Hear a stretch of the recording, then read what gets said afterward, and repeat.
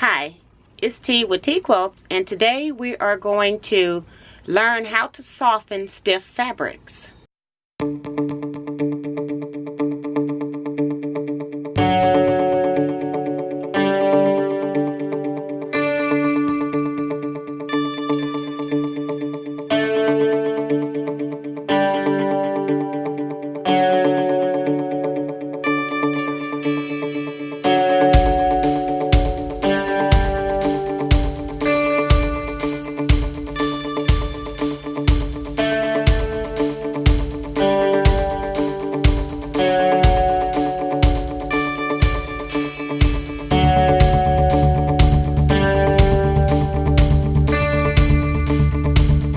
So you may want to ask, why are we softening stiff fabrics, and why do we have stiff fabrics?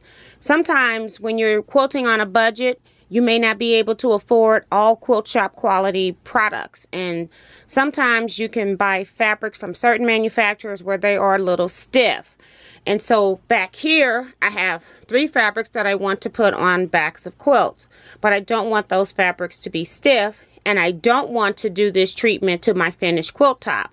So what I'm going to do is I am going to take these 3 fabrics and I'm going to use different methods of trying to soften them to see what works best. Some of the products that I'm going to be using is distilled white vinegar, Carnation instant non-fat dry milk, or any dry milk, not necessarily Carnation, some apple cider vinegar. We also have baking soda, and then we're also going to use Tresemme Naturals moisturizing conditioner. So I have been doing a little research. These are the products that they most frequently talk about. So I thought that I would do a mixture of combinations of 3 different ways and see which one softens the fabric the best. So for my experiment, I'm going to just use buckets because I'm doing 3 different types at one time instead of using my washing machine. So let me meet you in my bathroom. So now I'm in my bathroom, and I had 2 5-gallon buckets from the hardware store. I didn't have a third, so I'm having to use the bucket that I normally would wash my car with. And I also got a 1-cup measuring cup. So guys, I'm here and I have my cup, and I am going to be doing various measurements. I'm going to make everything 1 cup just to keep it equal, but I'm going to be putting different ingredients into different buckets here. So I will put on the screens what I'm putting into each bucket, just so you know exactly what's in each bucket before we get started. And I'm putting the product in first instead of last, so that it helps when I add the water from the faucet, that it's going to help agitate it. So we're going to go ahead and get started. So for my first bucket, I'm going to put in 1 cup of non-fat dry milk, since it's a dry ingredient.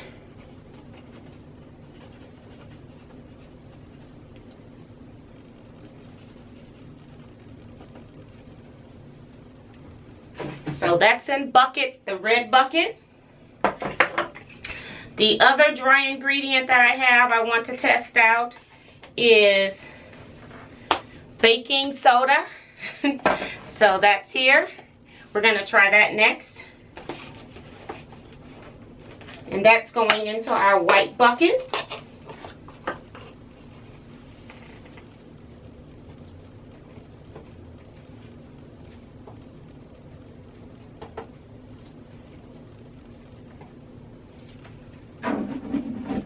Baking soda.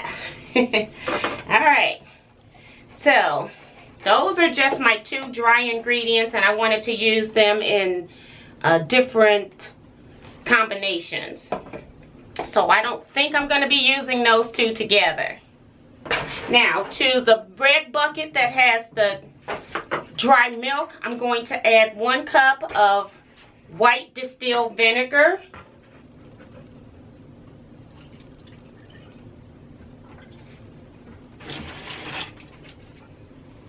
so that this doesn't, so that it doesn't clump up, I'm going to go ahead and run my water, get it a little warm, and I'm going to put this in.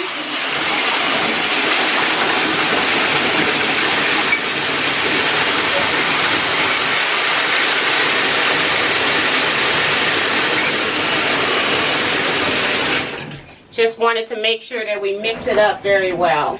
So that bucket is done. It just has carnation milk and vinegar. So for the white bucket, we're going to add, we already have 1 cup of baking soda. We're also going to add 1 cup of apple cider vinegar.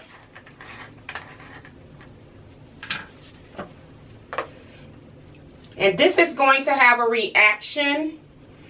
And I'm just shy of a cup here, so we're going to be just a little bit short. I'd say about 1/8 of a cup. So I'm going to go ahead and get this running because this apple cider vinegar and baking soda will have a reaction. So I'm going to go ahead and run that water, put this in.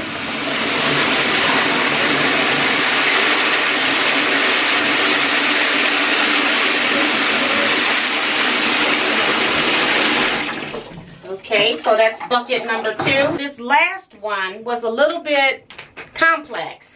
It used hair conditioner, apple cider vinegar, and water. So I don't have any more apple cider vinegar, so I'm going to use regular vinegar, 1 cup of white distilled vinegar, and then I am going to put in 1 cup of this Tresemme hair conditioner that I have. So that's our last combo. Very strange to be using hair conditioner, but that's what we're going to do. We're going to test them out. And I am going to put this into the bucket, and I'm going to go ahead and again run water as I do the hair conditioner out so that it helps to mix it into the vinegar.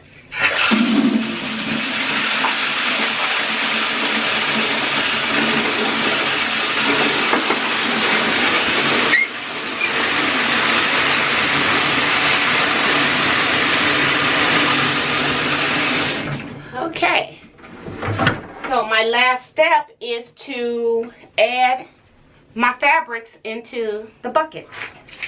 And the amount of fabric that I have, it's about 64 inches. I need that wide for my backing. I need 8 extra inches, so I added 10 just in case I have some shrinkage from pre-washing my fabric. So now the last thing we need to do is add our fabric. So in the vinegar and hair conditioner bucket, which is the orange bucket, I am going to put in this red fabric. So I'm just going to open it up because it is 108 inches wide, and I just want to make sure it's fully saturated.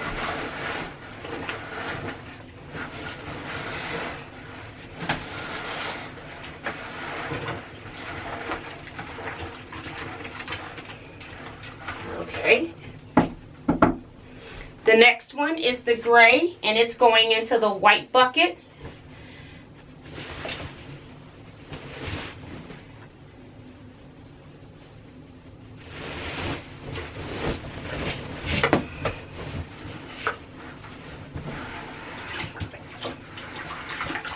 Now, the orange bucket and the red bucket has suds. This bucket does not have suds. This white bucket. So we're just going to let that sit. And then we have the blue one that's going into the red bucket that has the carnation dry milk.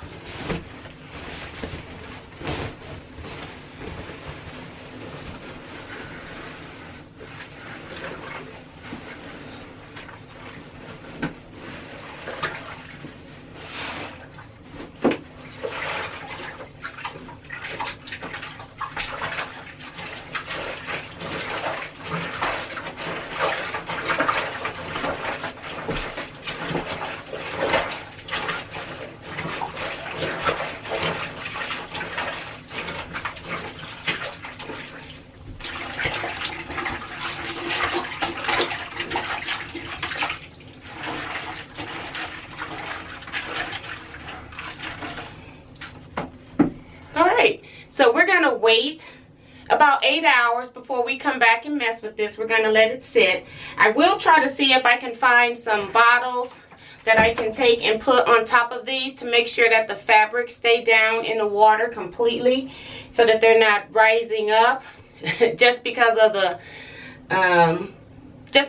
float. So I want to make sure that they all stay down, and we're going to come back in 8 hours. So it's about 11 a.m. right now. So talk to you all later. The time is now 7:30 p.m. and I'm about to take these items out of their buckets.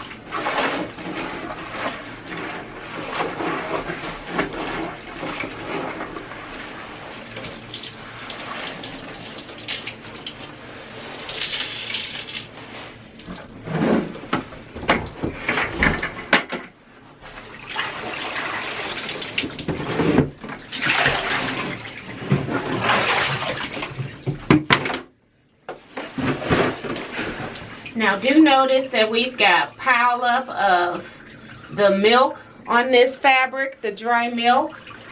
So I already had intended to. Okay. So we had our battery go out. I was in the process of telling you that we do have milk residue from the dry milk put into this fabric. So I had already planned to wash these fabrics with detergent just because I was using vinegar, and you know, things have odor. So I was already intending to wash these fabrics anyway. So I'm going to see if I can rinse some of this out.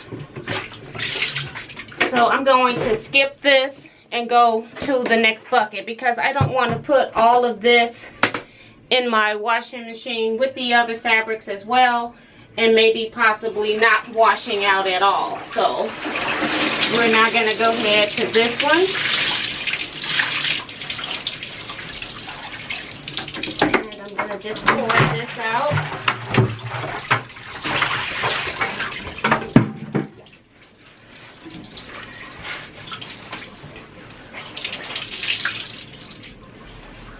And I'm not really trying to wring out the product because I am going to put it in the washing machine. I'm just trying to make sure it's not dripping wet when I'm trying to transport it.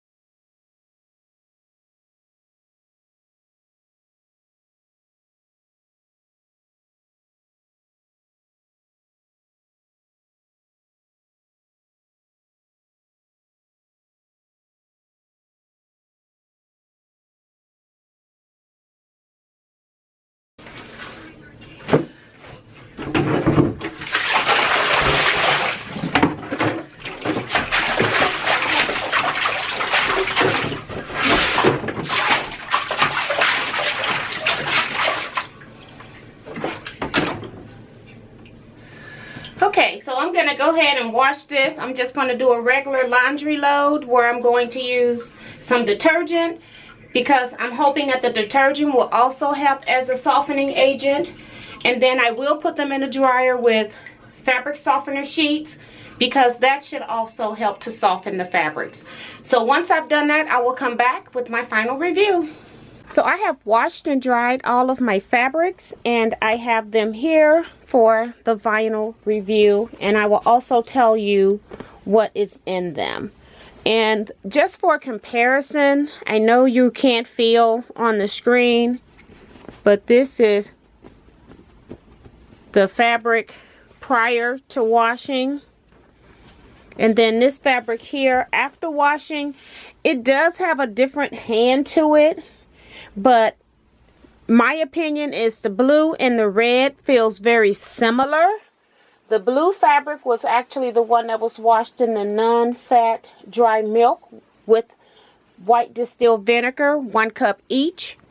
And I don't think that I will ever use non-fat milk again.